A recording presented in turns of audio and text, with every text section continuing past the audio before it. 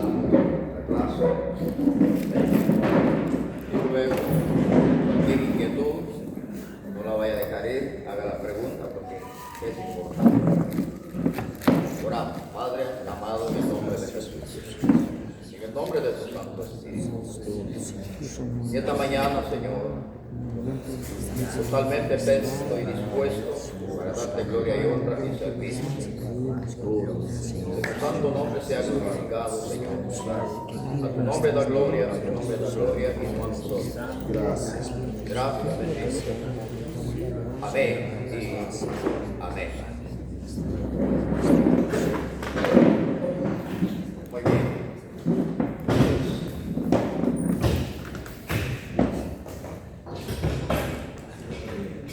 Damos inicio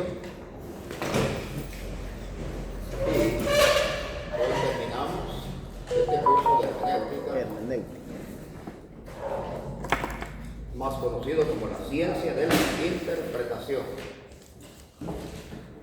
En resumen, al texto hay que hacerle dos preguntas. ¿Qué dice el texto y qué quiere decir el texto? Y después se le aplica una exégesis, es decir, una investigación. Después de que se hubo dado la investigación, la interpretación, pues ahora ya viene la exposición, pero ya viene clara. Amén. El cuidado que hay que tener aquí es tanto en tiempos de Moisés, un gran líder, en tiempos de Jesús, líder de líderes, maestro de maestros, hasta hoy, por siempre. Tenían cierta dificultad las personas. En la segunda carta a los Corintios 3:14 se va a dar cuenta que dice que tenían la mente embotada. Coloquialmente aquí en Guatemala, en Buen Chapín, la gente le llama embotado cuando acumula bastantes gases en el intestino. Pero el verdadero significado de esto es cuando la persona se endurece la mente, se endurecen los 100,000 millones de neuronas que tiene y ya no absorbe. Son personas que dicen, a ver, pero no entendí nada. Y sigue con aquello sin entender, o quizás sigue preguntando pero no entiende, y la opción es desertar. Pero ya se dio en el Antiguo Testamento. Pablo lo cita en 3:14, segunda carta de los Corintios. Pero ellos teniendo la mente embotada, dice, teniendo el entendimiento embotado, no entendieron. Entonces, esto es lo que vamos a hacer. La palabra entendimiento es la facultad intelectiva profunda. Entonces, a esto tenemos que echar mano, y la Sagrada Escritura vamos a dejar que sea ella quien nos responda cualquier inquietud que nosotros tenemos. Especialmente vamos a tener cuidado. Pablo le escribe a Timoteo en 4:16 en la primera carta: ten cuidado de ti mismo, ten cuidado de la doctrina, porque haciendo esto salvarás a los que te escuchan y te salvarás a ti mismo. Pero tome nota la fraseología que emplea el apóstol: ten cuidado de la doctrina. Adelante, hermano. Entonces, en esto vamos nosotros a tener cuidado. Por ejemplo, hay una doctrina, abrimos con esto.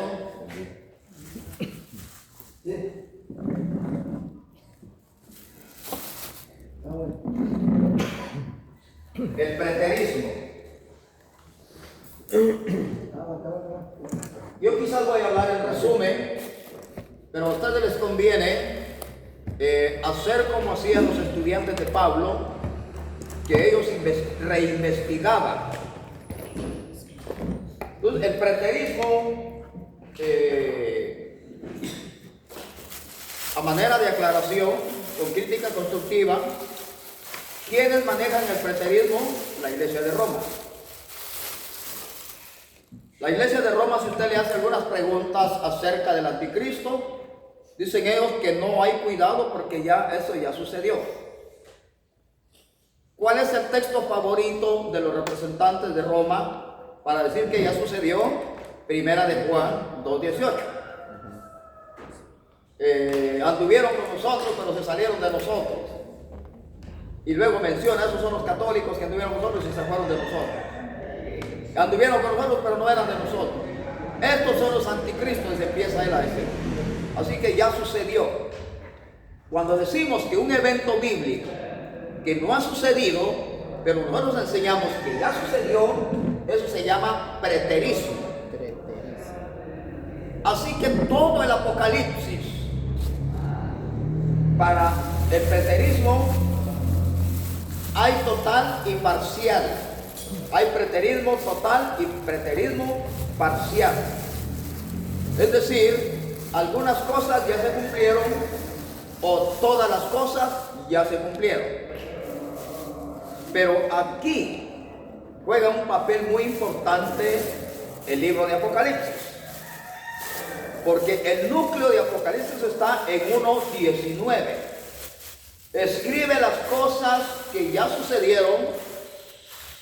Escribe las cosas que están sucediendo y las que van a suceder. 3 tiempos me marca el Apocalipsis. Sin embargo, el preterismo dice que el anticristo fue Nerón, porque persiguió a la cristiandad y mató y luego incendió Roma y le echó la culpa a los cristianos que ellos habían prendido fuego a la ciudad y total, una gran matanza. En el año 76 derribaron el templo y se acabó todo, y ahí está el cumplimiento de la Escritura.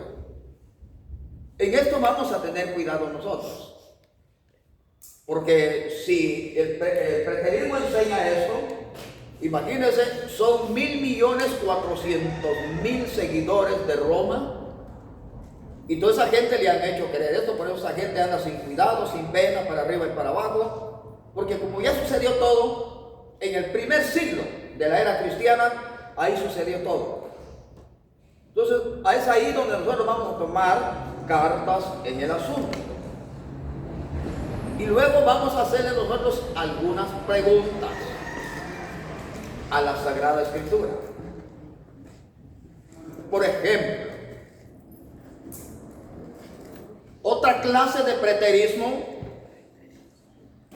son los ruselistas, que en el año 1914 Cristo vino, cuando fue la Primera Guerra Mundial.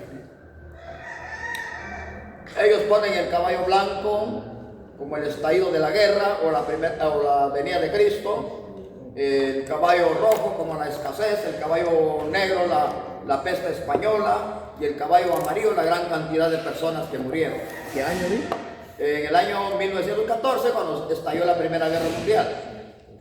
Entonces, los señores ruselistas también manejan el preterismo, porque ya hay cosas que ya se cumplieron, así que no hay problema, no hay nada que temer. Y esa doctrina va por todo el mundo, es pandémica. Pero nosotros vamos a hacerle, le dije yo, preguntas a la palabra de Dios. Por ejemplo, el preterismo de los señores ruselistas. Si Cristo vino en el año 1914, para hoy 2025, más de 100 años que vino entonces. Pero, ¿qué pasó con la promesa del mismo Jesús en Isaías 35? Que los ojos de los ciegos iban a ser abiertos, que toda discapacidad física iba a ser restaurada.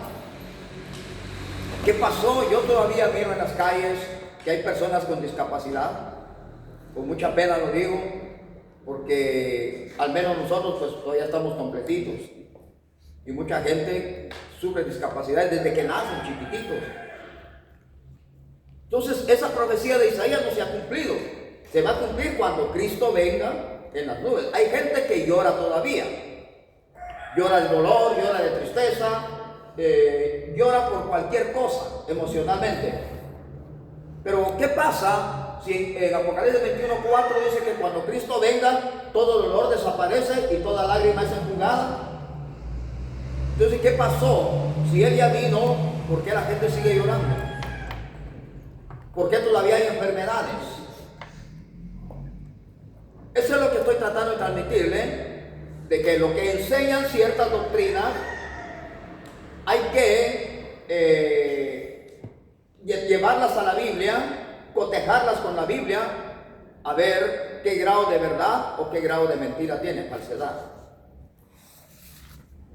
Sin embargo, tenemos otra clase de preterismo, los señores adventistas.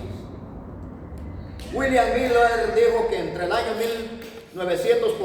1843 Cristo venía, y toda la gente se preparó para esa noche al 44 y nadie vino. Le llaman el chasco de William Miller. Pero mire qué inteligentes y qué astutas son las personas. Dijeron que William Miller no se había equivocado, sino que se refería al juicio de investigación, que en el año 1844 Jesús entró al santuario. Fíjese hasta cuándo entró al santuario. Creo que lo dejó el bus a Cristo, o lo dejó el avión, no sé en qué viajó. Pero mire, es que hay un dicho muy importante, que si usted dice una mentira, necesita 20 mentiras para defender esa mentira. Pero para defender esas 20 mentiras, usted necesita decir otras 100 mentiras. Y para proteger esas 100 mentiras, usted necesita decir 1000 mentiras. Y para defender esas 1000 mentiras, tiene que morir mintiendo. Los señores adventistas tienen 20 millones de seguidores y defienden a William Miller, que él no se refería a la segunda venida de Cristo, que se refería al juicio investigador, basado, según ellos, con su preterismo, en 8:14 de Daniel, los 2300 días. Entonces ellos le aplican un día por año, y de ahí para allá, para acá, pues sí, caen ellos al 1944. Pero qué raro que Jesús hasta ese día, o sea, hace un poquito más de 100 años, entró a su santuario. Pero ¿qué dice la Biblia? ¿Qué dice la Sagrada Escritura? Preguntémosle a un testigo ocular, a Esteban, Hechos 7:55-56. ¿Dónde vio Esteban a Jesús sentado? ¿No se acuerda, hermano Pedro? En el cielo. Claro, en el trono. Y él hizo la invitación: el que resulte vencedor, le daré que se siente conmigo, así como estoy sentado con mi Padre. Hechos 7:56. 7:55-56. Una visión excelente que tuvo Esteban. Pero Juan también lo tuvo, no hay problema. Juan vio a Cristo en su trono. Juan vio que estaba dentro del templo. Pero dice el preterismo de William Miller que eso ya ocurrió en el año 1844. Y los 20 millones de seguidores de esa doctrina pues la han creído. Y por esa razón es de que cuando ellos en su sermón aplican ciertas frases muy conocidas, como dijo la sierva, ya se nos olvidó que es como dice la Biblia, sino como dijo la sierva, y toman Conflicto de los Siglos, un libro que yo tengo por ahí, Conflicto de los Siglos. Pero ese libro no tiene nada creíble, porque si usted estudia ese libro, Conflicto de los Siglos, es copia de la mitología de otros libros que ya habían existido. Hay otro libro que se llama El Deseado de las Naciones. Y vamos a hallar un montón de incoherencias. Y nos preguntamos a la vez, ¿cómo es posible que 20 millones de personas solo abran los oídos, pero no abren los ojos. ¿Cuál es la razón? Recapitulemos. Segunda de Corintios 3:14. Pídale mucho a Dios, por favor. Pídale en oración al Espíritu Santo que le active esos 100,000 millones de neuronas que usted tiene para poder captar el mensaje. Porque de acuerdo a 3:14 en la segunda carta a los Corintios, la mente o el entendimiento de ellos estaba embotado, se había vuelto piedra, no tenía absorción. Entonces, toda esta doctrina tenemos que verlo. Aparte de eso, los señores adventistas usan otra doctrina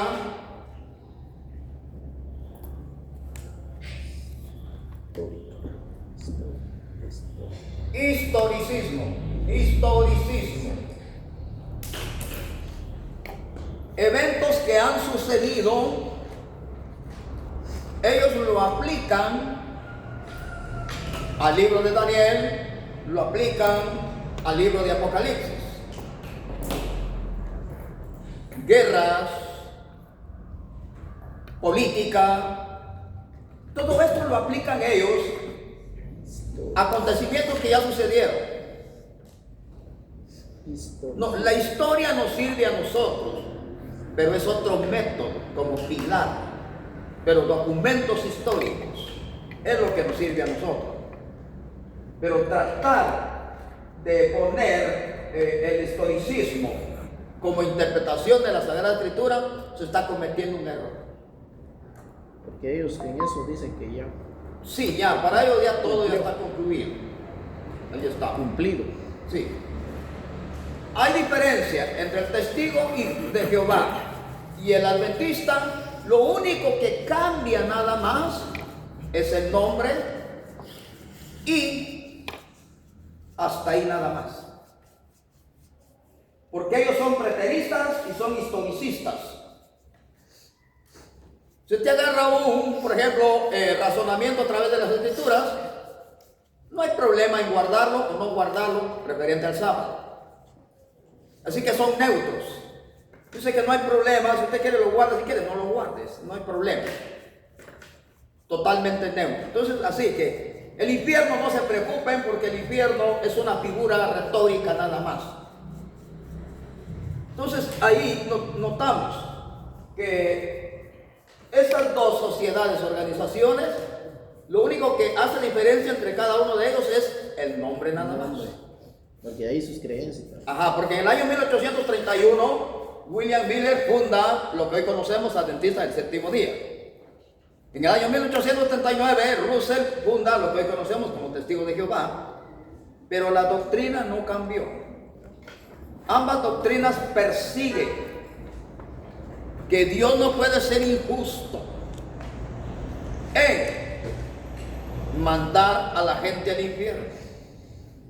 Y por esa razón es de que cuando a ellos, o quizás a nosotros, nos hagan esta pregunta, ¿qué vamos a hacer aquí? ¿Qué vamos a hacer, por favor?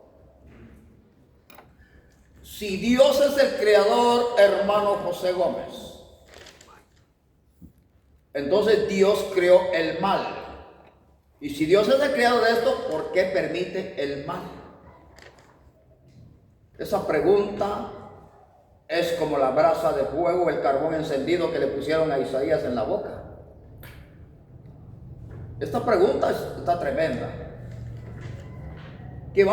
Porque ahora aquí ya no estamos hablando con un religioso, no estamos hablando con un sectario. Estamos hablando con una persona que constantemente lee la Biblia, pero no para obrar a través de la Biblia, sino para perseguir al autor de la Biblia. Sin embargo, la respuesta es fácil, es sencilla. Dios no creó el mal, tampoco permite el mal, porque Él es santo. Pero esa respuesta no basta. El mal existe porque es el resultado de la ausencia de Dios dentro del ser humano. Por eso existe el mal.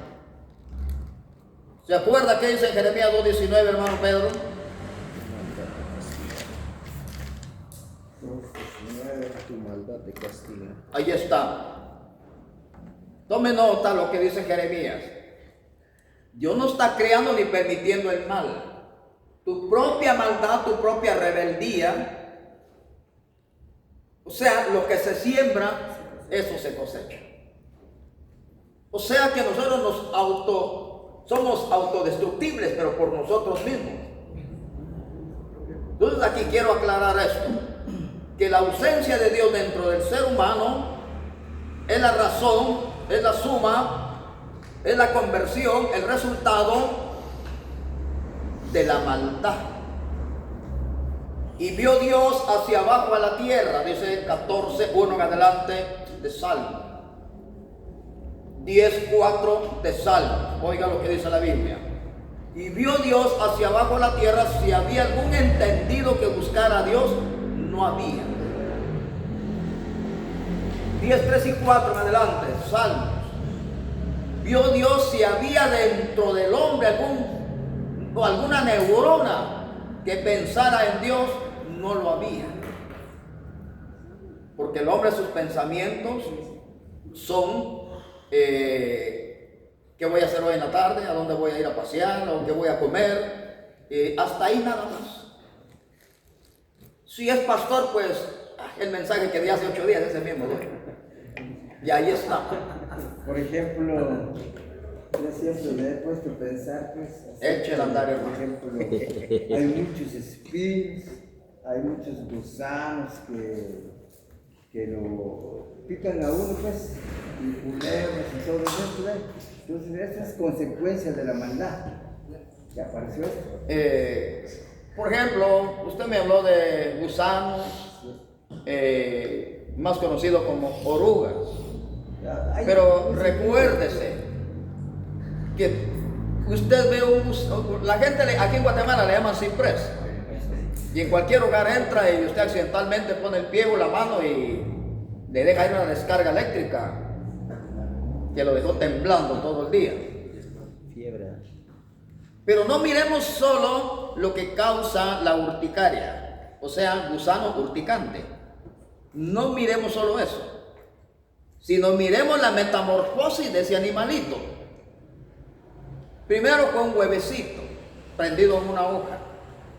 No nos dimos cuenta, pasó el día, pasó la noche, semana, de repente salió un gusanito, fue creciendo, se convierte en un gusanón. Y cuidado. Gloria tiene eso. Sí. Pero más tarde ese gusanón, él se aísla y hace un capullo él mismo con su salivita y se mete adentro a dormir. Más tarde sale una gran mariposa. Más tarde esa mariposa va a una flor y se lleva el polen y la lleva a otra flor, y así sucesivamente. Es que hay fruto en la tierra. Las abejas, por eso es que hay fruto en la tierra. Todo tiene un porqué. Están polinizando. Perfecto. Ahí, oiga lo que dijo el hermano. Entonces no vamos a nosotros claro, duele una mordida de ese gusano, duele pues. Una abeja. Pero es más doloroso el daño que un ser humano le hace a otro. Porque el gusano es en su defensa, pero nosotros no. Nosotros a veces matamos por placer nada más. En cambio los animales matan por hambre. Estudie serpentología y se va a dar cuenta que la anaconda es de este grosor. En la Biblia se llama Leviatán.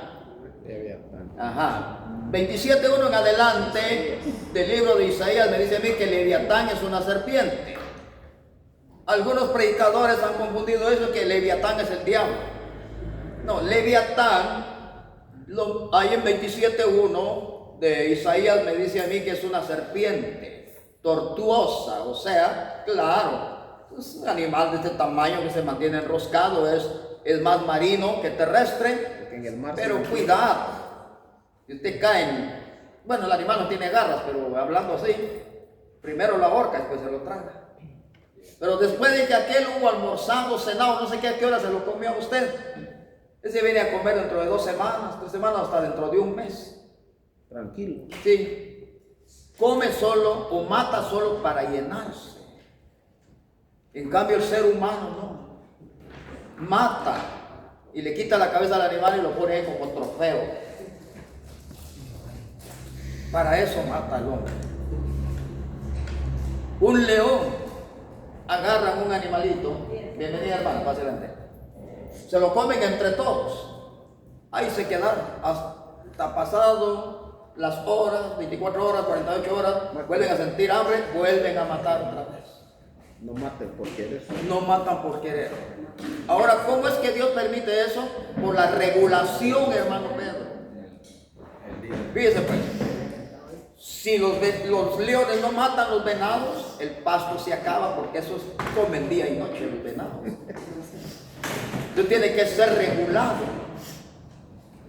Pero de repente existen unos animales que se llaman hienas, que son los peores enemigos de los leones.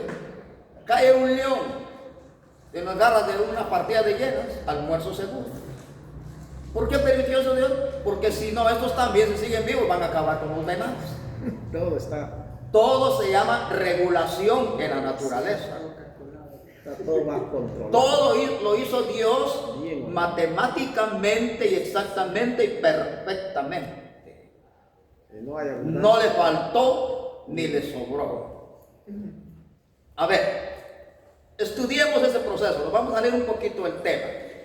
Quiero ver que alguien me lea 21:45 de Josué, 23:14 de Josué, 34:16 de Isaías.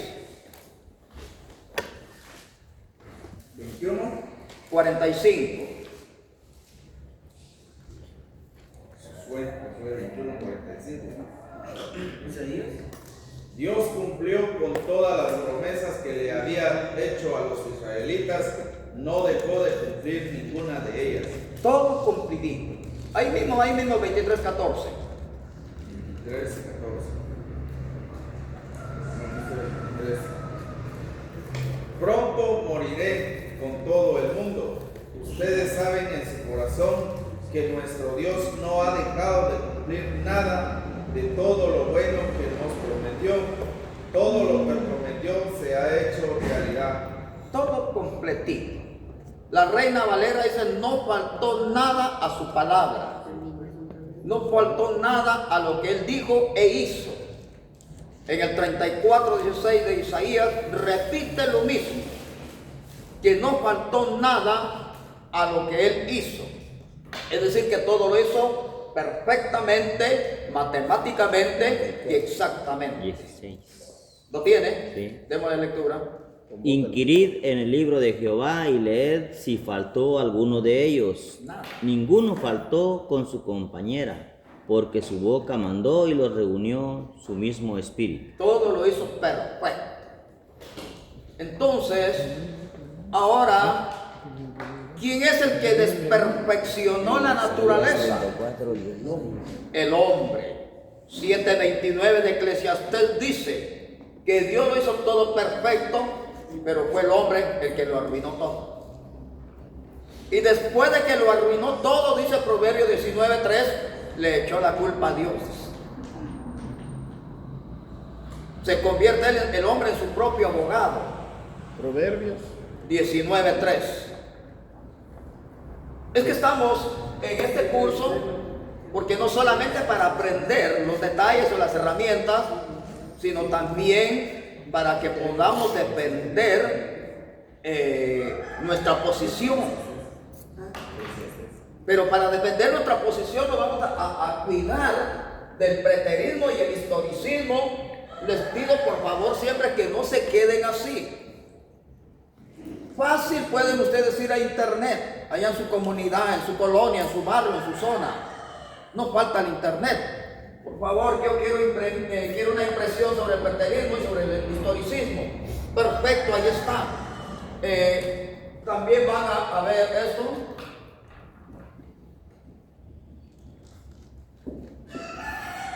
Por favor, quiero una impresión sobre el sabelianismo.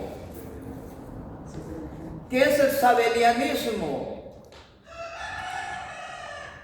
Según el documento histórico, es un sacerdote católico que inventó a los, ¿cómo le dijera yo? Creo a los unicitarios. O sea que esa idea de que bautismo solo en el nombre de Jesús nació en la Iglesia Católica.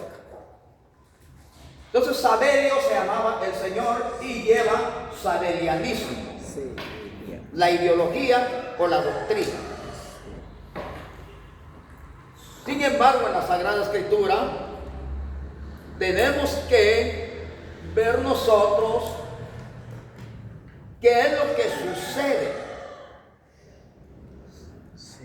Porque cualquiera les va a hacer una pregunta o han visto ustedes en las redes sociales que hay un montón de debates. Y en los debates se está echando a andar el preterismo, el historicismo y también el sabelianismo. Tengo estas tres listas negras aquí. El sabelianismo dice que el bautismo tiene que ser en el nombre de Jesús nada más y ahí se acabó. Y pasó el tiempo, murió Sabelio en cuna católica, hasta tiene su parroquia y todo, hasta la gente le va a dejar veladoras y le va a pedir un favor, etc. Pero él murió, se recuperó la doctrina otra vez de la Trinidad, en el nombre del Padre, Hijo y Espíritu Santo. En el año 1900 después de Cristo, sale a relucir otro señor de nombre William Seymour, desempolvó esa doctrina y ahorita está rodeado el mundo de la iglesia que lleva como nombre Pentecostal Unida. Solo Jesús, unicitarios o también le llaman unicidad. Pero la Sagrada Escritura rechaza eso. Porque usted tiene que entender en el nombre de Jesús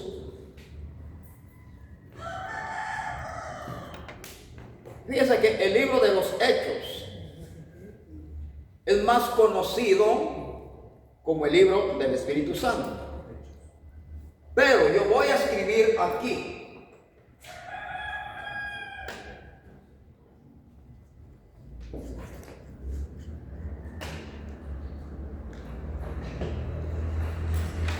es la genética de la iglesia. Cuando usted abre el libro de los Hechos, usted está viendo la genética. ¿Y por qué le llamo la genética de la iglesia? Porque usted sabe perfectamente que la Biblia le está diciendo cuándo nació su iglesia, de la cual usted deriva hoy, la cual usted refleja hoy, como dice el 3:18 en la segunda carta a los Corintios, que como espejo nosotros reflejamos la gloria de Dios. Creo que usted sabe ya de sobra qué ocurrió un 7 de junio del año 33 a las 9 de la mañana en Jerusalén. Derramamiento del Espíritu Santo. Ahí está el génesis de la iglesia. No podemos nosotros compartir otras creencias tales como el preterismo, el historicismo o el sabelianismo. Pero entonces, ¿qué es lo que sucede en el libro de los Hechos? Porque ahí hay 4 bautismos y hay bautismos anónimos. Tome nota en esto, y esto es lo que atrae poderosamente la atención. ¿Qué pasó? Porque Lucas es el escritor y Lucas es hermeneuta. En Lucas 1:1 y Hechos 1:1 se está dando cuenta usted que Lucas es exégeta, es hermeneuta. Por la forma en que empieza a escribir las dos obras, ahí se ve qué tipo de ciencia posee el doctor Lucas. Muy bien. Primero vamos a ver esto.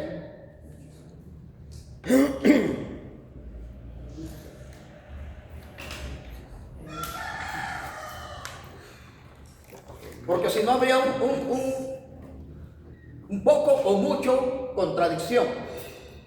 Usted va a encontrar ahí, por ejemplo, en Hechos 2:38 o 10:48 o 19:1 adelante de los Hechos, o Gálatas 3:27-28 o Romanos 6:1 en adelante, me aparecen 4 bautismos. Uno en el nombre de Cristo Jesús, uno en el nombre de Jesucristo, uno en el nombre de Jesús y el número 4 en el nombre de Cristo. 4 bautismos diferentes. Pero de repente en el desierto miro un bautismo anónimo. Felipe bautizando, pero no bautiza en el nombre de nadie. Dice el don, ¿y qué impide que yo sea bautizado? Pues ya creíste, sí, vamos, ¿eh? Y dice, lo bautizó, pero no dice en el nombre de quién. Ni siquiera la mitad de alguien. Saulo de Tarso envían a un profeta, porque está ciego, allá en Damasco, Siria, Ananías. y recupera la vista. 9:18, libro de los Hechos, y lo bautiza el profeta, pero en el nombre de nadie. Como quien dice, supondríamos nosotros, porque la Biblia dice que en una casa lo bautizó. Supondríamos que solo lo agarró, lo metió en el agua y ahí mudo, ni hubo alabanza, no hubo nada, y nadie afuera. Y más tarde Pablo repite lo mismo. Ahora ya no se llama Saulo, sino que se llama Pablo. 16:25 al 33 del libro de los Hechos. Carcelero. Al carcelero y a los que ya estaban en edad de razón. Cuidado con eso. Los que ya estaban en edad de razón. Los bautizaron, pero en el nombre de nada. Entonces, ¿qué hacemos aquí? ¿Qué pasó? Recuerde que hace un rato dije que Lucas es un hermeneuta. En todos los pasajes bíblicos que les cité ahorita, ahí se bautizó en el nombre del Padre, del Hijo y del Espíritu Santo. ¿Qué empleó Lucas? La elipsis. Él escuchó que se bautizó en el nombre del Padre, Hijo y Espíritu Santo, pero él escribe solo en el nombre de Jesús, porque está resumiendo el asunto. Los dos. Él escuchó en el nombre de Cristo, es decir, en el nombre del Padre, Hijo y Espíritu Santo, pone en el nombre de Cristo, el nombre de Jesucristo o en el nombre de Cristo Jesús. Él sabe que Felipe dijo en el nombre del Padre, Hijo y Espíritu Santo. Él sabe que Ananías dijo en el nombre del Padre, Hijo y Espíritu Santo. Él sabe que Pablo dijo en el nombre del Padre, Hijo y Espíritu Santo. Ahora él escribe solo que fueron bautizados, pero no dice en nombre de quién. Pero sí él sabe perfectamente que en el nombre de quién. Lo que sucede es que ahí aparece, entre el género literario, aparece en la genética de la iglesia, aparece la elipsis. Y prueba de esto lo encontramos en el capítulo 14 del libro de la primera carta a los Corintios. El mismo Pablo dice: prefiero hablar 5 palabras que 10,000 que no se entienda. 1 Corintios 14. Sí, 14, del 16 en adelante. Prefiero hablar con 5 palabras, dice, que 10,000 que no se entiendan. Es maestro también el apóstol Pablo. Es un gran ontólogo, es un gran filólogo. Pero eso no significa, porque de la misma materia con que es criado Salomón, Pablo o Lucas, de la misma materia somos criados nosotros. Lo que nosotros tenemos que hacer es abrir el entendimiento, abrir el corazón a Dios para que podamos adquirir el conocimiento. Entonces aquí, por favor, alguien cuando lo va a cuestionar, la primera defensa suya es con el sabelianismo. Si sabe esta persona de dónde vino la idea de bautizar solo en el nombre de Jesús. Y tiene, si no lo sabe, pues ahora ayúdeme usted. Dígale, entre el siglo III y el siglo IV en Roma existió un hombre de nombre Sabelio, sacerdote católico, teólogo católico, y él fue el que inventó el solo Jesús, la teología de la unicidad. Y luego dígale que en el año 1900 vino William Seymour y desempolvó esta doctrina, y hasta hoy ya se volvió pandémico. Pero por favor, hágale entender que Lucas está empleando la palabra elipsis. 10,000 palabras yo las puedo resumir en 100, 50 o 10. Así de sencillo. Voy a dar un ejemplo de resumen. Hermanos, ahorita el sol está cayendo, está haciendo caer los rayos del sol sobre las hojas de los árboles, y debajo de las hojas de los árboles están saliendo moléculas de oxígeno, el cual nosotros estamos respirando ahorita, y esto corre por toda nuestra sangre, y por eso estamos en pie. Me llevó más de medio minuto quizás. Pero en cambio, si yo le dijera a ustedes, gracias a la fotosíntesis estamos con vida. Mire cómo lo resumí. Rapidito. Eso se llama, lo que yo empleé ahorita, elipsis.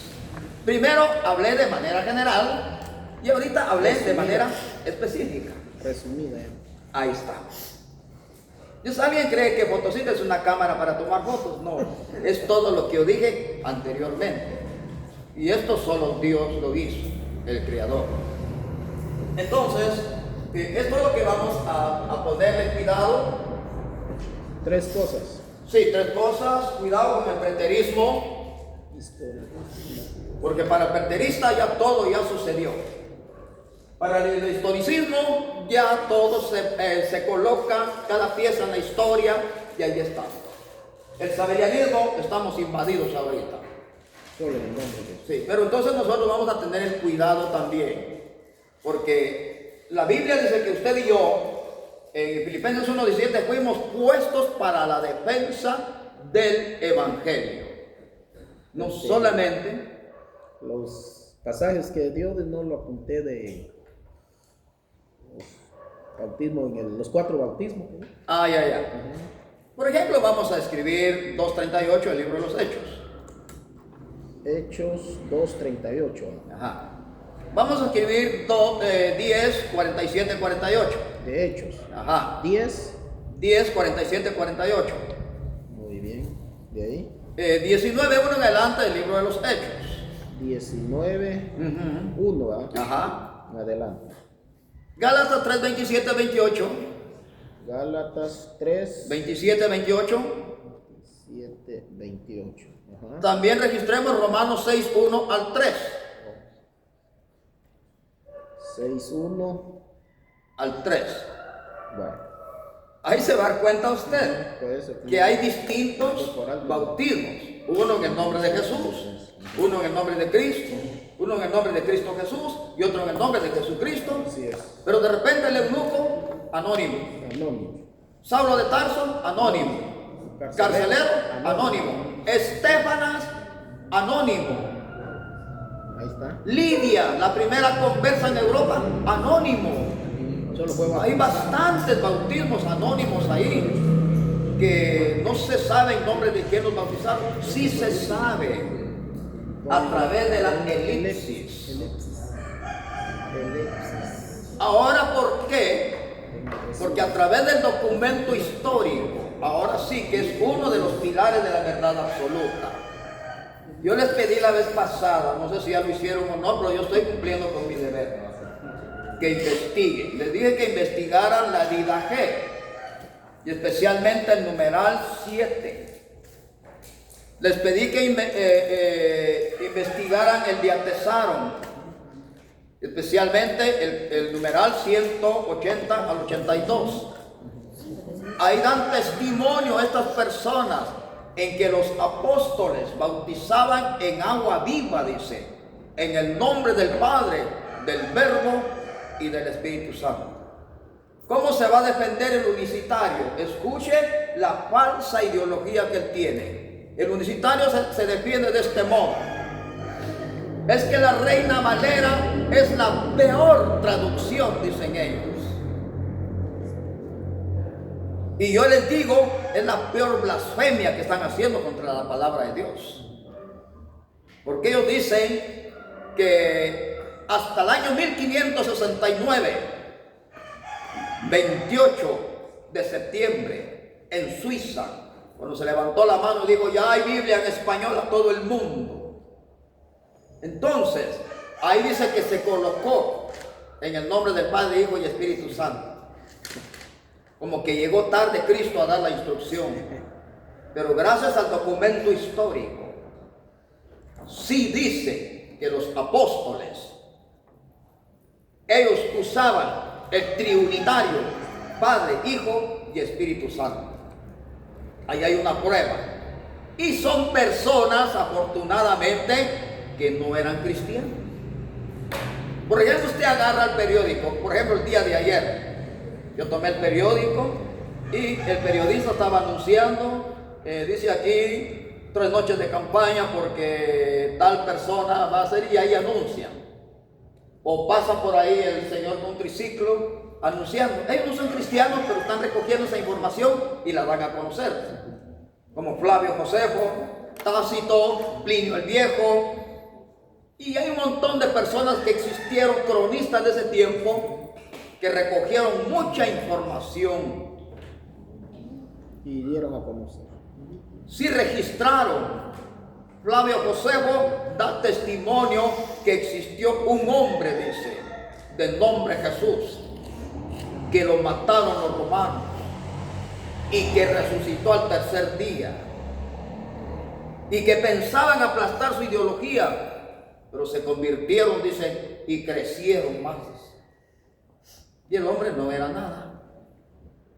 Y así sucesivamente hay muchos cronistas de ese tiempo que nos dan a nosotros una información fidedigna, no solo para creer en lo que dice la Sagrada Escritura, sino para tener certeza de lo que estamos enseñando. Porque no puede ser que estemos enseñando la palabra y nosotros mismos no la creemos. Tenemos que creer a lo que estamos enseñando, tenemos que creer a lo que estamos predicando, tenemos que creer a lo que estamos escuchando. Muy bien, entonces esto es el caso. Entonces, al libro de los Hechos, a partir de hoy, tiene un nombre especial.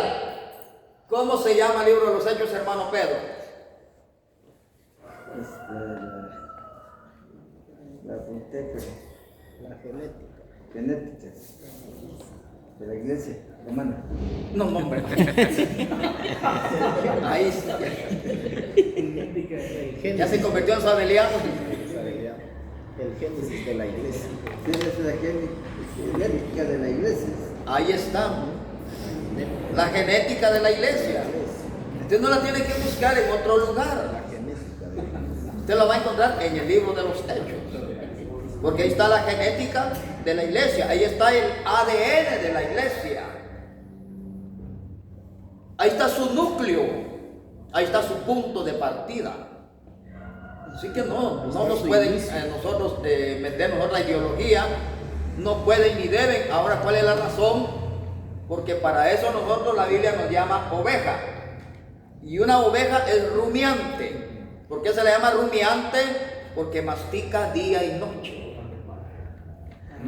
Toda la noche.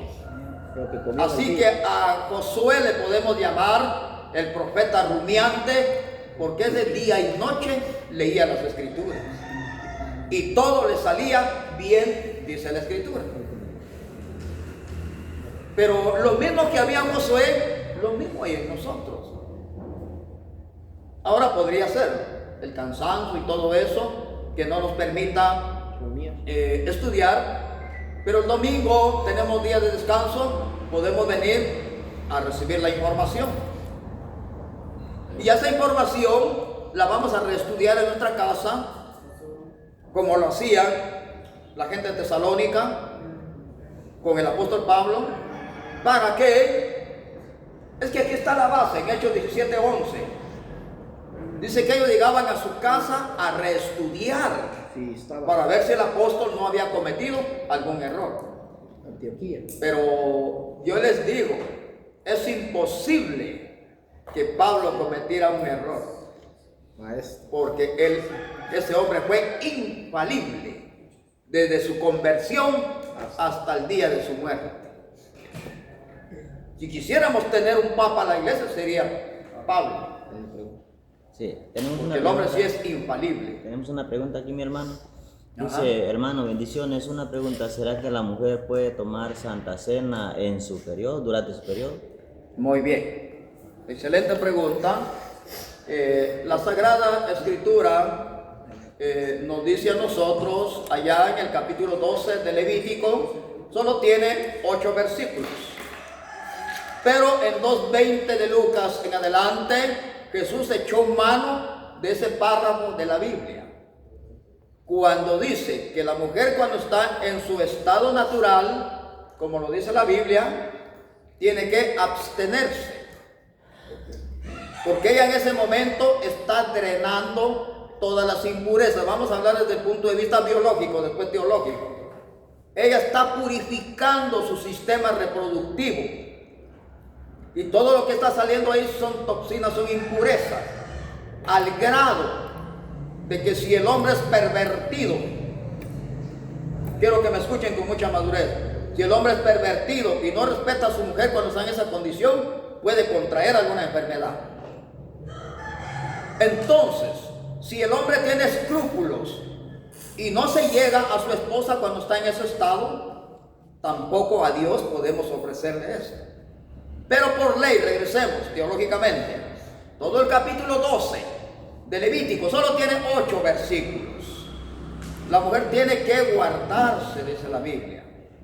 Y luego nos trae al capítulo 2, cuando María se purificó, dice, de su estado, porque ella también tuvo hemorragia al haber dado a luz al niño.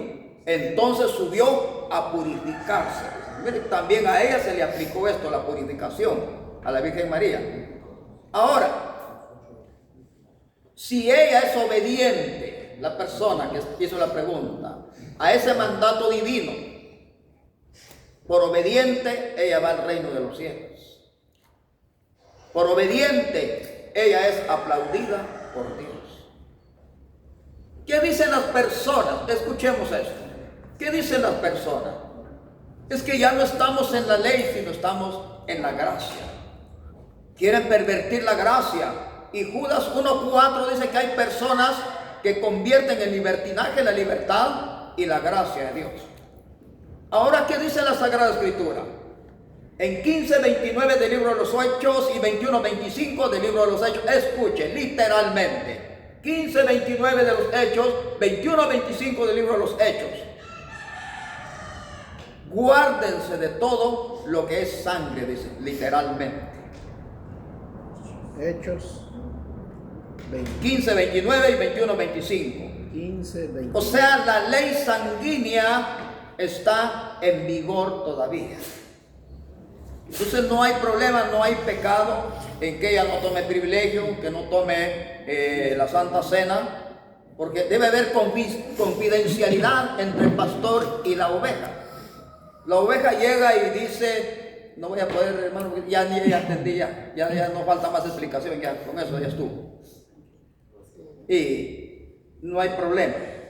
Levítico 12 dice, Dios le ordenó a Moisés que les diera a los israelitas las siguientes instrucciones. Cuando una mujer tenga un hijo varón, será considerada impura durante 7 días, como cuando tiene su periodo menstrual. Vaya, escucha. El niño será circuncidado a los 8 días de nacido, pero ella deberá seguir purificándose 33 días más.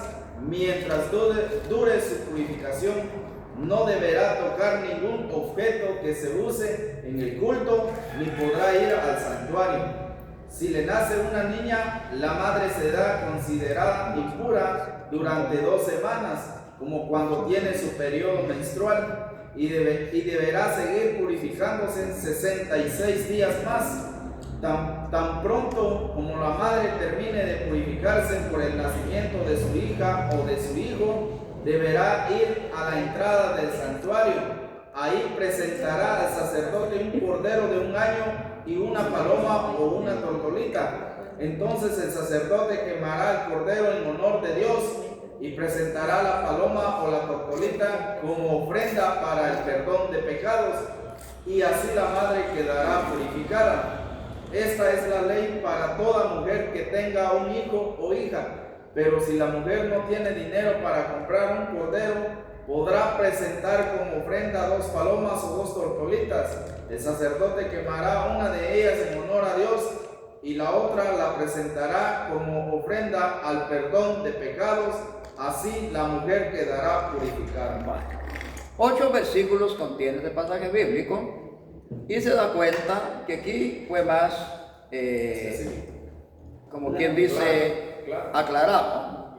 Habló de como los 7 días de menstruación, pero también habla de la purificación de la mujer, porque vamos a decir así con respeto a las mujeres, quedó en mal estado su sistema reproductivo.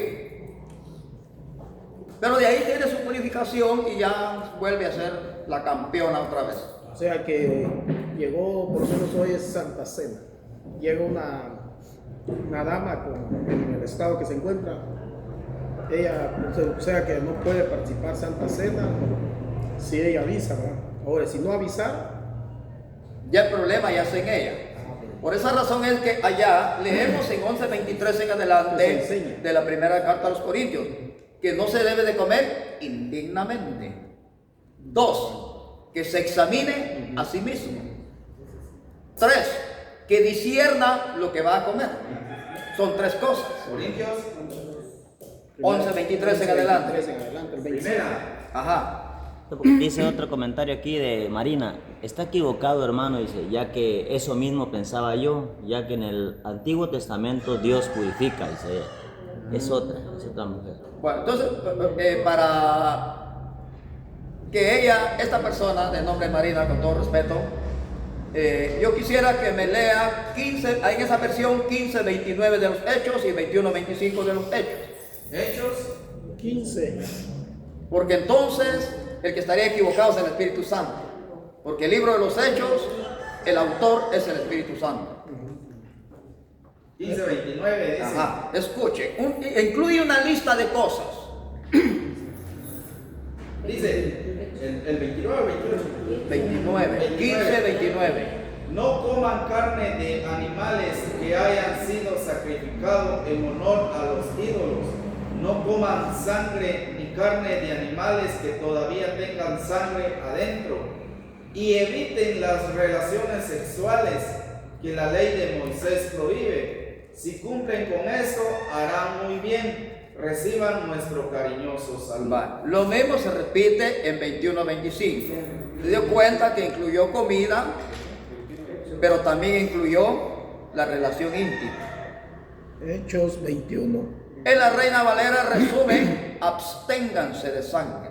25. Entonces, si creemos que la persona está equivocada, a quien estamos llamando equivocado es al Espíritu Santo. Porque fue el Espíritu Santo que es el amo y señor del libro de los Hechos. Entonces, ¿qué pasaría si Jesús empleó eso? O sea, el mismo Lucas, autor del libro de los Hechos, empleó 2:20 en adelante, que María tuvo que purificarse. Y lo hacían las demás personas. Entonces, ¿qué hacemos? Cuando el capítulo 7 del libro de la primera carta a los Corintios dice que también si la persona se va a entregar a oración o ayuno, también debe de purificarse. Debe abstenerse de su esposo, si es mujer, debe abstenerse de su esposa, si es marido. Es que tiene sus normas. El capítulo 21 de Samuel dice de la siguiente manera: llegó David y pidió el pan de la preposición. ¿Cuál fue la condición que le puso al sacerdote? No han tocado mujer. Y él le dijo, tiene ratos que ni siquiera conocemos las mujeres, pueden comer el pan. Aún para eso, un predicador, 19:15 de Éxodo, antes de ir a predicar tiene que abstenerse de su señora, aunque esté 1,000,000% de casado. ¿Por qué? Porque la Biblia dice que allá 26:33 de Éxodo se llama lugar santísimo y el escenario lugar santo. Entonces, en esto hay que tomar la lectura, hay que verla, hay que ver el trasfondo, el contexto, porque Dios no se puede equivocar. Yo creo que lo primero que tiene que hacer la persona es estudiar ese proceso biológico en la persona. Éxodo 19:15 dice: luego Moisés le dijo: ustedes deben estar listos para adorar a Dios pasado mañana, por eso no deben tener relaciones sexuales. Más clarísimo, escuche. ¿De qué les iba a hablar Moisés? De los 10 mandamientos. Entonces yo creo que por eso es que sirve tener varias traducciones para entender ese texto bíblico. Éxodo 19, 15. 15. Sin embargo, las personas tienen libre albedrío, para que más tarde no vayan a decir me equivoqué o no me equivoqué. Si la persona es obediente, a quien va a obedecer es a la palabra de Dios. A quien va a desobedecer no es a la persona, es a la palabra de Dios. Pero en la Sagrada Escritura dice que no se le puede poner y no se le puede quitar. Lo que ya está, está. Sí, lo que está escrito, está escrito. Porque esa ley consanguínea o sanguínea no es ritual ni es ceremonial, es moral. Es una ley higiénica delante de Dios. Por esa razón es que la Biblia dice: ten cuidado del rebaño porque fue el Espíritu Santo quien te puso a cuidarlo. Libro de los Hechos 20:28. Entonces, todo es confidente.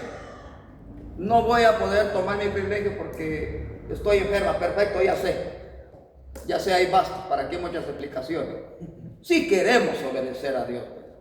Después de esto, por lo menos la hermana no tomó Santa Cena, pero pasó su tiempo de menstruación, puede ya tomar privilegio. Aunque no Ya puede, hermano. Sí, es que ella no tomó aquello de manera involuntaria, sino en obediencia a Dios. Entonces la obediencia se le cuenta. ¿Por qué a Sara se le llama la madre de los creyentes en 1 de Pedro 3, 6 y 7? ¿Por qué se le llama la madre de los creyentes? Porque dice que era obediente. Hasta hoy, la primera carta de Pedro 3, versículos 6 y 7, dice que Sara es la madre de todos los creyentes. Si nosotros quisiéramos tener una Santa Sara dentro de la Biblia, ahí está Sara. Primera de Pedro. ¿Pero por qué? Porque ella era obediente, dice la Biblia. Primera de Pedro 3, ¿no? El 3 y el versículo 6 y 7. Hay que leer los 7 versículos para ver con mayor claridad el contenido. Aquí en lo que dice, lo que estaba hablando sobre la Santa Cena, el 1 Corintios 11:28 dice: por lo tanto, antes de comer el pan y beber de la copa, cada uno debe preguntarse si está actuando bien o actuando mal, porque Dios va a castigar al que coma el pan o beba la copa sin darse cuenta de que se trata el cuerpo de Cristo. Perfecto, ahí está. Hágame un favor, regrese al 10:16. 10:16. Perfecto. Dice: en la cena del Señor Jesucristo, cuando tomamos la copa y pedimos que Dios lo bendiga, todos nosotros estamos participando de la sangre de Cristo. Y cuando partimos el pan, también participamos todos del cuerpo de Cristo. Aunque somos muchos, somos un solo cuerpo, porque comemos de un solo pan. Muy bien, ahí está. En la Reina Valera dice: los que comen el pan tienen comunión con el cuerpo de Cristo, dice. Los que beben la copa tienen comunión con la sangre de Cristo. En la Reina Valera. Pero yo creo que aquí lo escuchamos más claro. Entonces, sin embargo, la damita que nos hizo la pregunta, ¿ella lo toma o lo deja? No hay problema. Sí, porque el juicio no nos corresponde a nosotros, porque está fuera de nuestra competencia. Esta función le pertenece a Dios. Así que no hay problema, solo nos corresponde responder, lo toma o lo deja. Ahí es nada más. Bueno, sí. El 20 dice, cuando los que no creen en Cristo ofrecen algo, se lo dan a los demonios y no a Dios. Y yo no quiero que ustedes tengan nada que ver con los demonios. Te estás dando cuenta, ya veo. El Es mismo que resumen de la Santa Cena. Ese es un elipsis. en la Biblia negra, Es una tabla sinóptica. escuchen, en la Biblia negra, yo tengo ese librito perdido por ahí.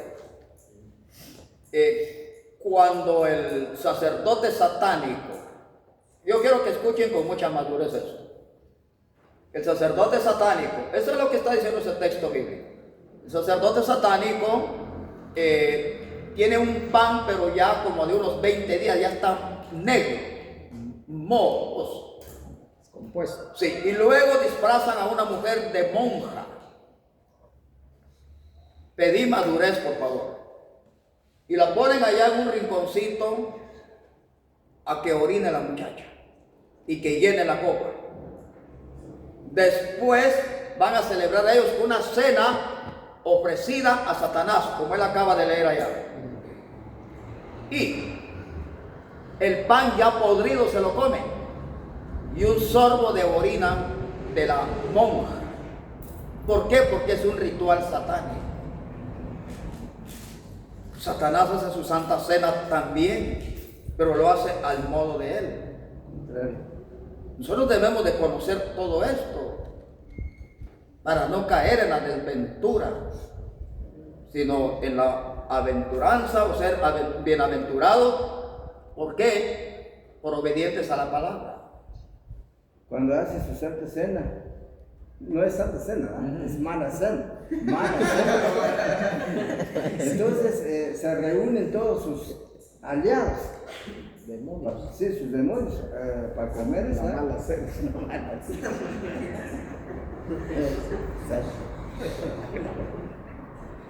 Ustedes van a estudiar a un señor, el primer sacerdote satánico aquí en la tierra se llamó Anton Sandor Lavey. Ajá.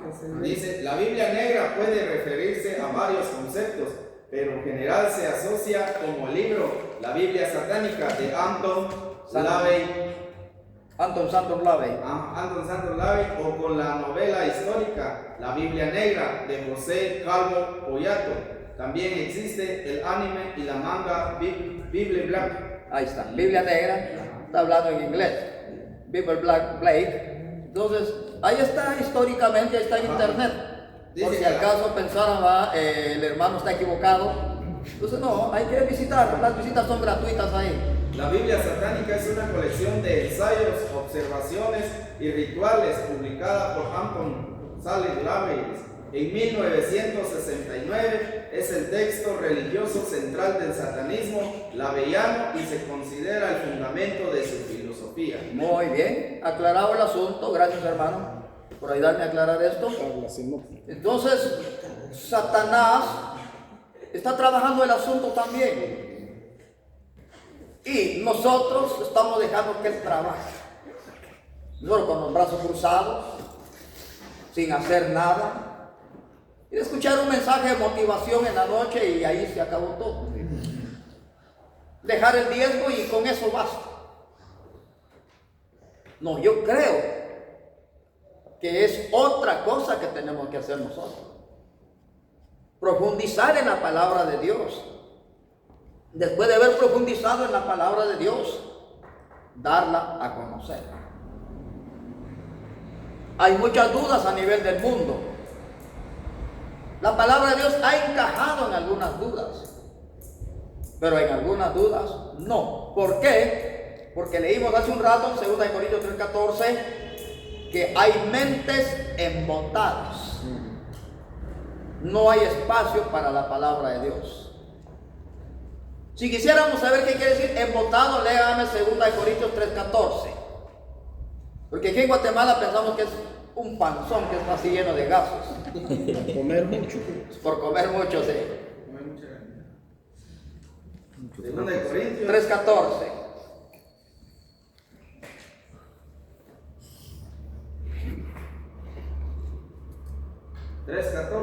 dice, ellos nunca entendieron esto. Por eso hasta el día de hoy, cuando leen los libros de Moisés, no lo entienden. Es como si su entendimiento estuviera cubierto con un velo. Solo Cristo puede ayudarlos a entender. Vale. La mente está cubierta, tiene muchas cortezas encima y no penetra. Entonces tenemos que liberar nuestra mente, abrir el corazón para poder entender esto. ¿Y por qué razón? Porque así como dice el hermano Pedro en la mala cena, tenemos que conocer nosotros ante qué o ante quién estamos enfrentando. Y algo que nosotros debemos de dar a conocer a las personas es esto.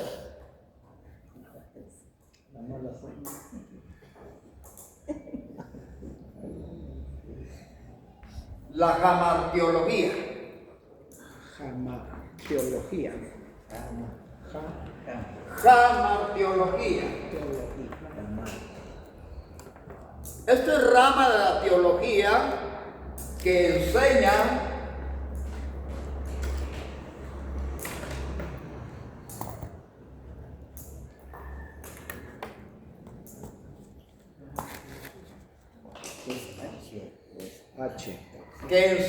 sobre el pecado.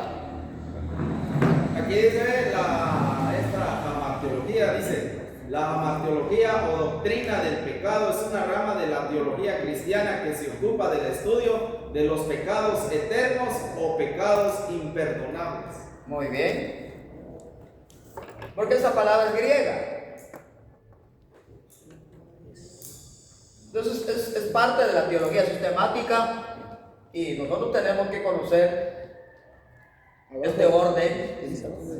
Enseña. Entonces, como ejemplo, vamos a escribir una jamartiología. Enseña. ¿Por qué razón? Porque tenemos que advertir a las personas. El pecado es como una tarjeta de crédito. Disfrute hoy, pero pague mañana. Entonces vamos a ver cómo se desarrolla eso. Vamos al punto número 1. Se planifica.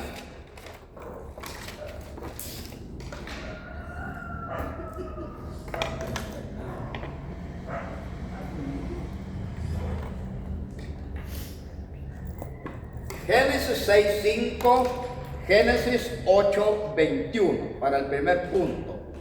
Se planifica. Génesis 6:5, 8:21. y Génesis 8:21. Ajá. El texto ahí hay personas en afán de defender su condición pecaminosa.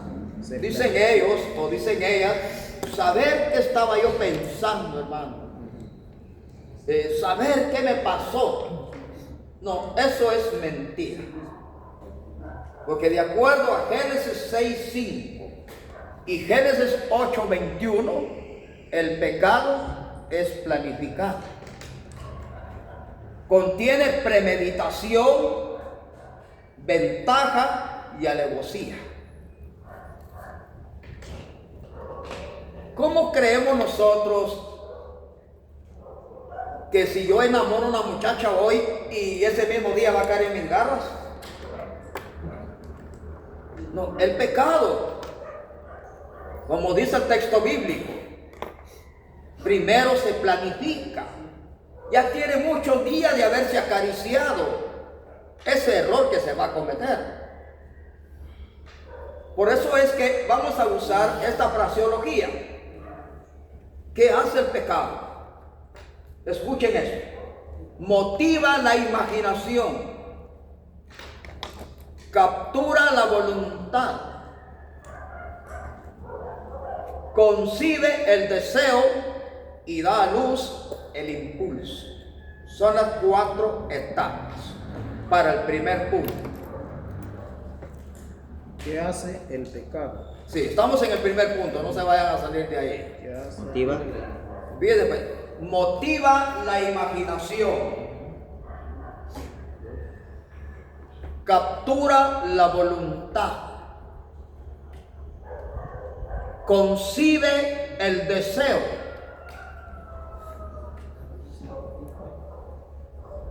y da a luz el impulso demasiado tarde.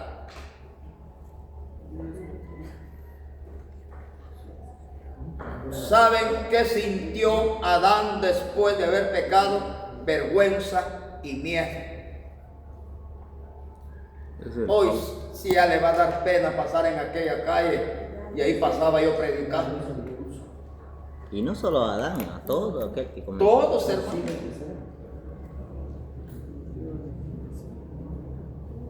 Entonces, estas son las 4 etapas del pecado. Ya hace pecado, motiva. ¿Cómo escribió hermano Pedro? Yo solo me quedé que es el pecado, motiva la motivación, No. La voluntad. la voluntad.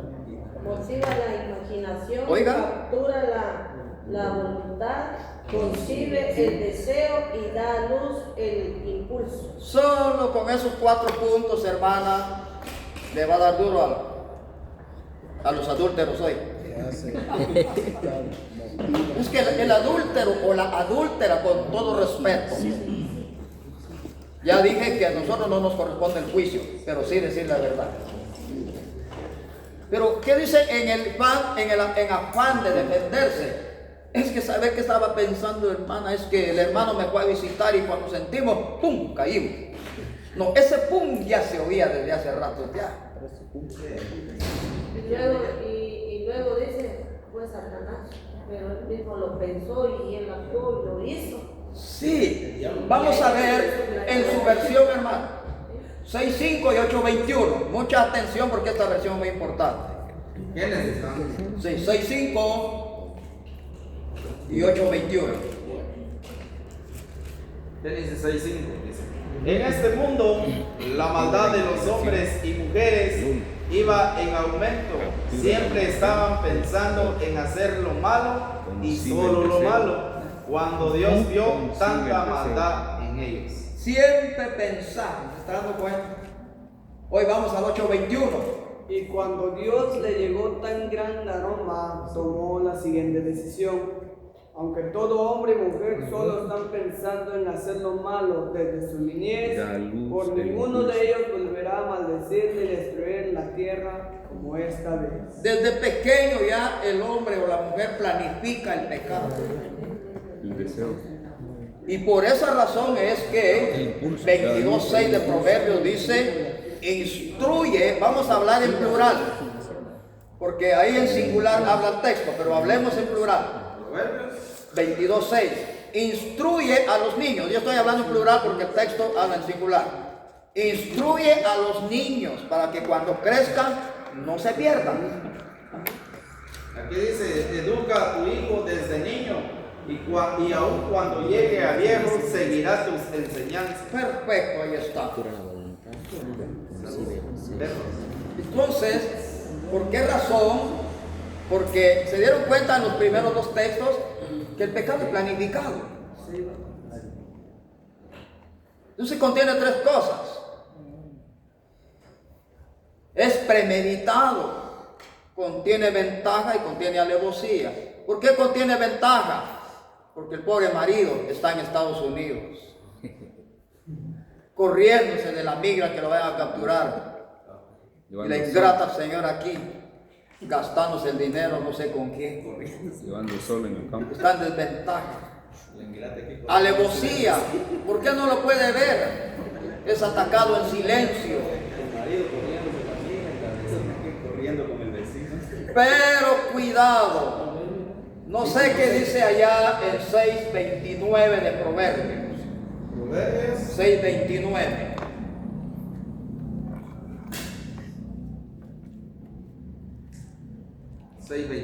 dice: si te enredas con la esposa de otro, no quedarás sin castigo. Va. Luego hermano Pedro. O coloquialmente, no sé si dicen por ejemplo, ustedes vienen, al ratón le gusta el queso. Hay otro dicho común, mejor quieto Nerón. Hay otro dicho que dice, machete, estate en tu vaina. Perfecto. Hay dichos que son bien dichos, aunque hay dichos que son mal dichos. Porque hay otro dicho mal dicho que dice todo lo que es carne al gancho. Aquí el otro versículo dice, el 32, pero el que se enreda, dice, con la mujer de otro, comete la peor estupidez, busca golpes, encuentra vergüenza y acaba perdiendo la vida. Muerte. La paga del pecado es muerte. Entonces se dieron cuenta cómo entra eso a la mente de la persona. Primero motivó la imaginación, después capturó la voluntad. Después vamos a ver cómo dice allá el 7:14 de Proverbios, perdón, de los Salmos. 7:14.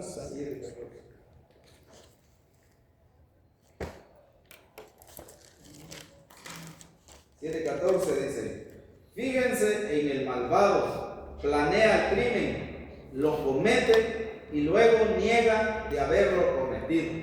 Ahí está, ¿ven?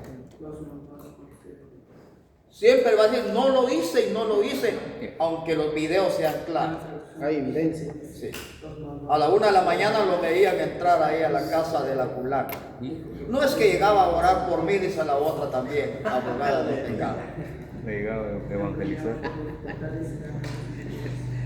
Claro que hay emergencias, yo entiendo, porque yo he ido a cubrir emergencias. Hermano, venga a hablar con mi mamá o con mi papá, o sea, a la 1, 12, perfecto, vamos pues. Pero es una emergencia. Pero ir a visitar a la hermana porque no ha llegado 8 días y a la 1 de la mañana, ya está fuera de contexto esto. Todos los días.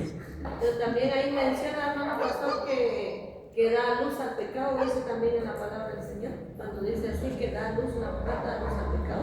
Ajá. Existe, ahí está en la palabra, por eso yo... Sí, ahí está, en el 7:14 de los Salmos, porque aquí leímos una traducción. Conciben el mal, Oiga. están premiados de dificultades y dan a luz mentiras. Ahí estamos, dando cuenta. En otras palabras, el pecado embaraza. Ahí está claro. Pero son figuras, no se van a equivocar, por favor. Son figuras nada más. Pero son figuras que nos están dando la realidad. Ahora, como usted acaba de decir ahí de que la paga del pecado es muerte, hay dos clases. Muerte y muerte espiritual, porque esa persona va, un ejemplo, va a Muerte física y muerte se fue espiritual ya, y aunque vaya al culto, ella no siente temor de seguir haciendo las cosas y está asistiendo a la iglesia. Y así hay muchos, mi hermano, y asisten, y cuando hablan sobre de algo, no les gusta, pues. Eso era lo que quería. Sí, eso es porque como recuerde que la Biblia dice que usted es sal y lo que usted predica es sal. Mateo 5:13 y 4:6 de Colosenses. Usted es sal y lo que usted predica es sal. Así que si usted le da una cucharada de azúcar a una persona, le pide otra cucharada. Pero si usted le da una cucharada de sal, la escupe. Que no es lo mismo. Por eso que Jesús nos dijo, ustedes son el azúcar del mundo. No, ustedes son la sal. Es la palabra. Es la palabra de Dios. Entonces, claro. Ahora, mire, hermano pastor, que estamos en estas preguntas que quiero preguntarle, también hay dos clases de bendiciones, las menciona la Biblia. Hay una buena y hay otra que el mismo el Señor, mire, pues le voy a poner como un ejemplo, ¿vale? Voy a explicar esto, porque uno cuando lleva experiencias aprende, ¿va? Porque hay dos clases de bendiciones, una que el Espíritu Santo, ¿verdad? Lo bendice, pero hay otra que es como actuar así, un ejemplo, ¿va? De que alguien le hace algo a usted, ¿verdad? Y a usted le dolió en todo su corazón, y viene Dios y le habla y le dice, bendícelo, bendícelo. Pero uno no entiende al instante porque él dice, bendícelo. Uno piensa que es la bendición, pero no, él demuestra. Cuando él dice, bendícelo, es porque él va a hacer, como quien dice, él va a operar, o sea que él va a hacer algo con él, en la forma en que usted lo bendició, en que usted no agarre esa ira, sino que lo único que le quiso decir que lo bendiciera. Pero la ira es de Jesús, en la manera en que lo trató. Le hizo algo a usted, pues me entiende, que le dolió y lo hizo llorar. Entonces viene Dios y le hace ver eso así, ¿va? Pero hasta que uno vive, lo entiende y lo comprende, que son dos clases de bendiciones. Yo lo estudiaba ahí en la palabra y lo entendí. La Biblia dice allá en 5:21 en adelante de Mateo, bendecid a los que os maldicen, orad por los que no te quieren, no te aman, etc. Al extremo, amad aún a vuestros enemigos. Ahora, ¿por qué razón? Porque, ¿qué tal si yo me pongo en los zapatos de aquel que me maldice, me pongo en los zapatos de aquel que me odia, o me pongo en los zapatos de aquel que no ama? Qué irónico que él y yo eternamente nos vamos a ver las caras en el infierno todo el tiempo. Entonces yo prefiero llevar esa norma de Mateo 5:21 para que si él no emparejó, pues allá va a estar en su lugar, mientras que yo voy a estar en el mío, donde no hay acceso de allá para acá ni de aquí para allá. Entonces tiene sus normas. Allá vieron, nosotros estamos ahí, dos pastores allá, y surgió el problema ahí con nosotros y entonces me dijo el pastor, mire, dijo ese pastor, ya lo ofendió, sí, dijo, pero ¿y ahora qué va a hacer? Me dijo, trataré la forma de buscarlo y pedirle perdón. No lo busca. Yo de que me ofendió no le he buscado, dijo, ni él ni yo no nos hablamos, encontramos nada de eso, para que aprenda que yo también tengo mi autoridad y él también tiene su autoridad. Yo no lo entiendo así. Yo voy a tratar de poder hacer las paces porque yo voy a seguir predicando. No, usted miedo no tiene. Pero yo fui y busqué las paces y ahora él murió sin... La pregunta es esta. Ese pastor, ¿oraba él? Ahora usted dijo sí. Abra su Biblia en 11:25 de Marcos. Acabo de ser ultrajado verbalmente.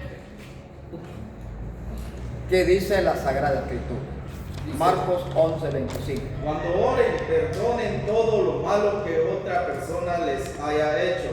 Así Dios, su Padre que está en el cielo, les perdonará a ustedes todos sus pecados. Tome nota. Estudiemos Santiago 2:13. Usted puede ser muy santito, puede tener ya sus alitas, puede tener una aureola aquí arriba, pero puede haber un tropiezo. Santiago 2:13 dice, porque Dios no tendrá compasión de quienes no se compadecieron de otros, pero los que tuvieron compasión de otros saldrán bien del juicio. Perfecto. Abundan los pasajes bíblicos. Gálatas 6:1 en adelante. En un debate bíblico, esta persona tiene que reconciliar. Hermanos, ustedes son guiados por el Espíritu de Dios. Por lo tanto, si descubren que alguien ha pecado, deben corregirlo con buenas palabras, pero tengan cuidado de no ser tentados a hacer lo malo.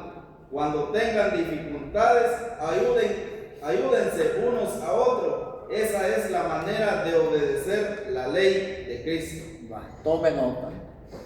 En su Biblia dice restaurarle con mansedumbre, la Valera, que es lo mismo que leyó ahí. Entonces, esta persona que igual con usted, recuerde que hay tres tipos de personas. En esto vamos a tener cuidado. El que anima, el que desanima y el que contamina. El que anima lo acabamos de leer, Pablo, restaurarle con mansedumbre. Cristo, si alguien te ofendió cuando estés orando, perdónale. Vaya viendo, ese es el que anima.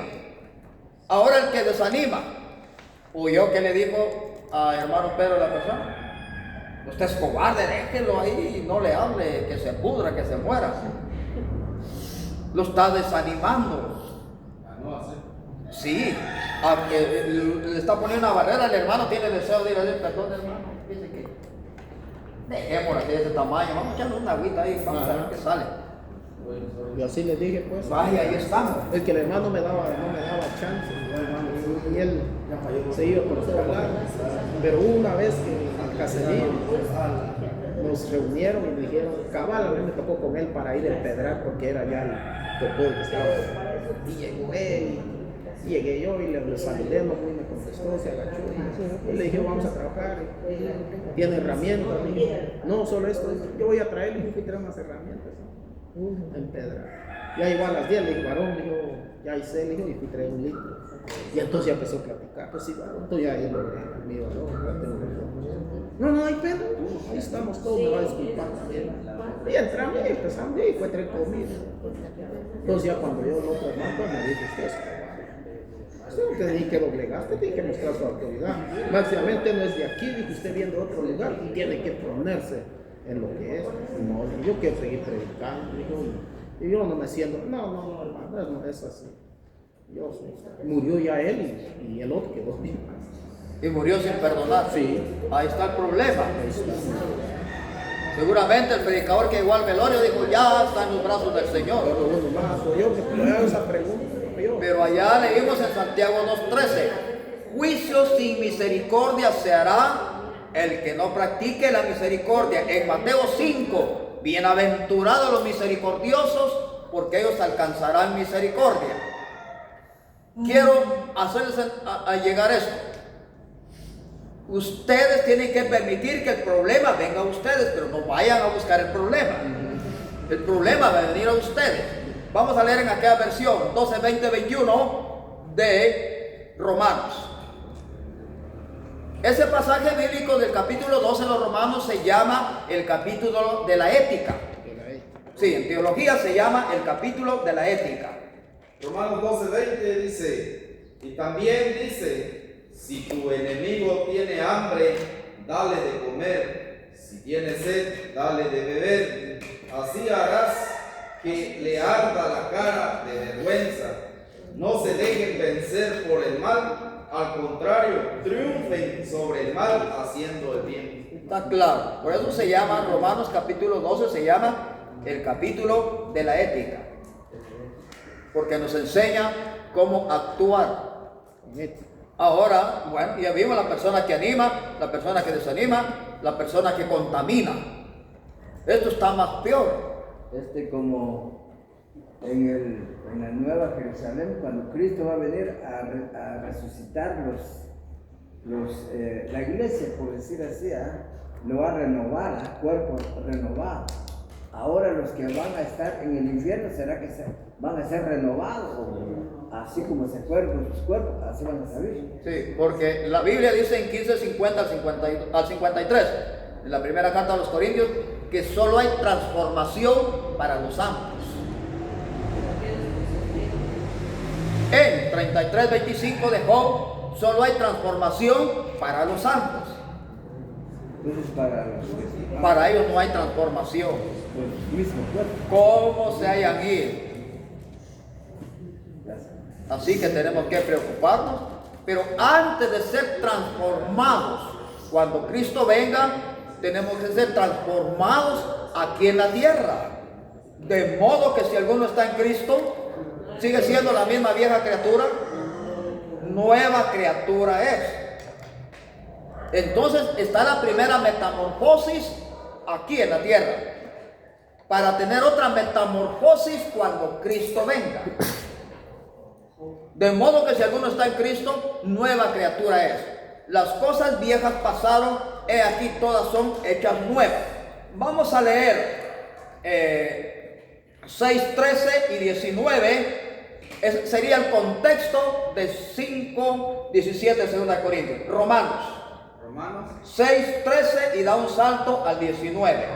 Escuchen atentamente, porque hay personas que suelen decir, no hermano, lo que Dios quiere es el corazón nada más. Romanos 6:13. Ajá, escuchemos atentamente. Dice, ustedes ya han muerto al pecado, pero ahora han vuelto a vivir. Así que no dejen que el pecado los use para hacer lo malo.